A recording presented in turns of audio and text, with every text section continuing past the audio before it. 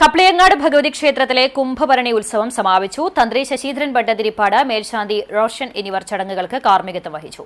ശനി, ഞായർ, തിങ്കൾ, ചൊവ്വ ദിവസങ്ങളിലായിരുന്നു കുംഭഭരണി ആഘോഷം. ശനി, ഞായർ, തിങ്കൾ, ചൊവ്വ ദിവസങ്ങളിലായാണ് ആഘോഷങ്ങൾ നടന്നത്. കാർത്തിക ദിവസം രാവിലെ വിശേഷാൽ പൂജകൾക്ക് ശേഷം വർഷത്തിലൊരിക്കൽ മാത്രം തുറക്കുന്ന വടക്കൻ വാതിലിക്കൽ ഗുരുതി ദർപ്പണമുണ്ടായി. തുടർന്ന് അട കുത്തിപ്പുഴുങ്ങാൻ വന്നവരെ കോമരം അരിയെറിഞ്ഞ് അയക്കുന്ന പ്രധാന ചടങ്ങുകൾക്ക് ശേഷം 5000 പേർക്കുള്ള പ്രസാദകൂട്ടമുണ്ടായി. പരൂർ ശിവക്ഷേത്രത്തിൽ നിന്നും കപ്ലിയങ്ങാട് തറവാട്ടിലെ മുതിർന്ന അംഗം കൊടിക്കൂറ ഏറ്റുവാങ്ങി. പൂത്താലത്തിന്റെയും ചെണ്ടമേളത്തിന്റെയും കോമരത്തിന്റെയും അകമ്പടിയോടെ ദീപാരാധനയ്ക്ക് ശേഷം ക്ഷേത്രത്തിൽ താന്ത്രിക വിധി പ്രകാരം ചടങ്ങുകൾ നടത്തി. ജനുവരി 24-നായിരുന്നു കൊടിയേറ്റം നടത്തിയത്. കപ്ലിയങ്ങാട്ട് അമ്മയുടെ വിശേഷപ്പെട്ട പ്രസാദമാണ് കൌങ്ങിൽ കൂമ്പാളയിൽ കുത്തിപ്പുഴുങ്ങിയ അട ഉണ്ടാക്കി സമർപ്പിക്കുന്നത്. കുംഭഭരണി ദിവസം അത്താഴപൂജയ്ക്ക് ശേഷം മേൽശാന്തി അടുപ്പിൽ തീ പകർന്നതോടെ അടപുഴുങ്ങലിന് തുടക്കമായി.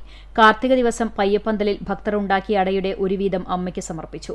ക്ഷേത്രം ഭാരവാഹികളായ പ്രമോദ് കിളിയംപറമ്പിൽ, ധനീഷ് താമരശ്ശേരി, വസന്തൻ മൂക്കനാംകുളങ്ങര, അശോകൻ വെട്ടിശ്ശേരി, വിജയൻ പയറ്റാങ്കുന്നത്ത്, പ്രജീഷ് മടപ്പാട്ടിൽ എന്നിവർ നേതൃത്വം നൽകി.